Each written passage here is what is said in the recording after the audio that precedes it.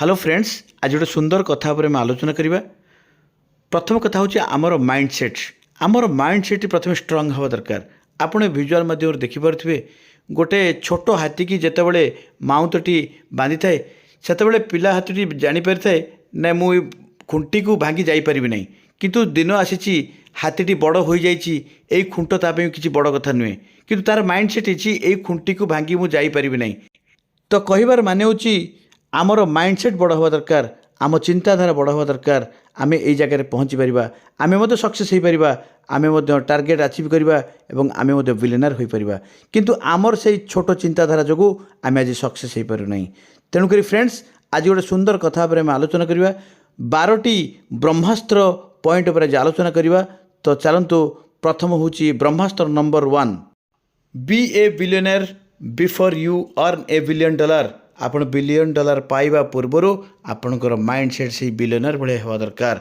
आज भी देखो बिल गेट्स कथा जब आलोचना करवा, प्रति 3 मास थे से 7 दिन बाहर को चली जाए, केवल चिंता करता है, दुनिया विषय चिंता करता है, आगामी दिन कौन हवा जाऊँगी ता विषय से चिंता करता है। तेणुक आपणकर माइंड को जितेबाला आसे तापर ता कार्यकारी होता है। ब्रह्मास्त्र नंबर 2, बर्न योर एक्सक्यूजेस। आपण भितर जो एक्सक्यूजेस रही ताकू आज आपण पोड़ा बा ताकू जालिबा को हेबो। ब्रह्मास्त्र number 3, be pound wise and penny foolish. जदि या कथा आम चिंता करवा, साधारण भाव बुझा गले आमे जदि निजर ज्ञान को बढ़ाई हो बा निजर कर्म क्षेत्र में सहयोग करने बा निजर कर्म क्षेत्र में जदि किसी स्टाफ पई आमे खर्च न करिबा, आज 5 टंका खर्च कमेवा को जाए आमे 50 टंका लॉस रे मध्य पड़ुचे, तो ता प्रति टिके ध्यान देवा को हेबो। ब्रह्मास्त्र नंबर 4, सिस्टम पहले बाकी सब बाद में। देखो जदि आमे ट्रेडिशनल बिजनेस कथा देखिबा, जनकर शटर खोला बा दुकान खोला तो इनकम आसुची, दुकान बंद बा शटर बंद जितेबाला इनकम बंद हो जाउची। किंतु जदि जड़े सिस्टम रे काम करुची, आज सी थाऊ बा न थाऊ जदि किसी दिन पर से बाहर को चली जाए तथापि तार गोटे सिस्टम काम करे, तार इनकम ता पाखक जीवाटा ही जीव। तो आमको सिस्टम रे लगी रहा द्वारा ये ऑटो पायलट हिसाब से आपणकर इनकम आपण पाखक जीवार व्यवस्था रोची।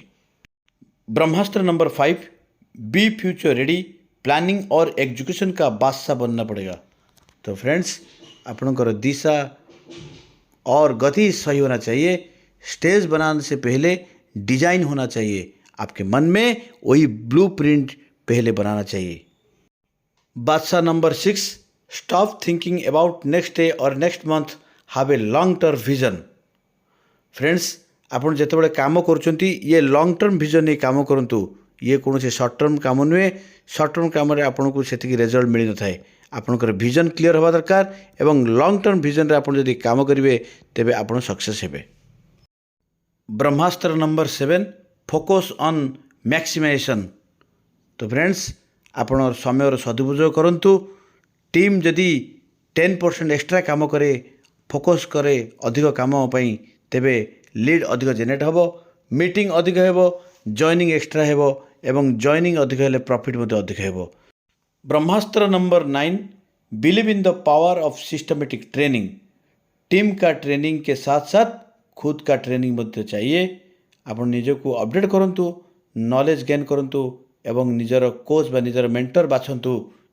देखंतु एठी जो माने ग्रेट पीपुल माने अछंती जोटा कि सेमानकर मध्य कोच रहिचंती, जेमति हमें लॉर्ड रामंकर वशिष्ठ रहिचंती, स्वामी विवेकानंदंकर रामकृष्ण परमहंस रहिचंती एवं अलेक्जेंडर के मध्य कोच रहिचंती। तो एई भली जदि आमको मध्य जीवन रे आगु को जीवा को हेले राइट मेंटर और राइट कोच को नहीं आमे ट्रेनिंग को नहीं आम नॉलेज को अपडेट करने दरकार एवं बिजनेस रे ग्रोथ होगापी ये एकांत आवश्यकता रही।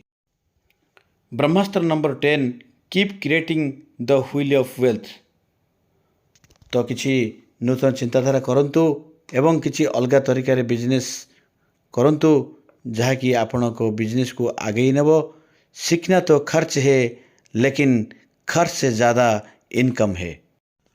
तो फ्रेंड्स, एभली अनेक किसी कथा अच्छी जदि आम दैनंदिन जीवन में कार्यकारी करवा तेबे आम सफलता लाभ करिपरिबा। तो वीडियोटी लॉन्ग न करने आज एतिक रखा। जदि वीडियोटी भल लगुए गोटे लाइक करंतु, पुणी आमे देखा नेक्स्ट वीडियो से पर्यंत आपंठ विदाय नौछि। जय जगन्नाथ।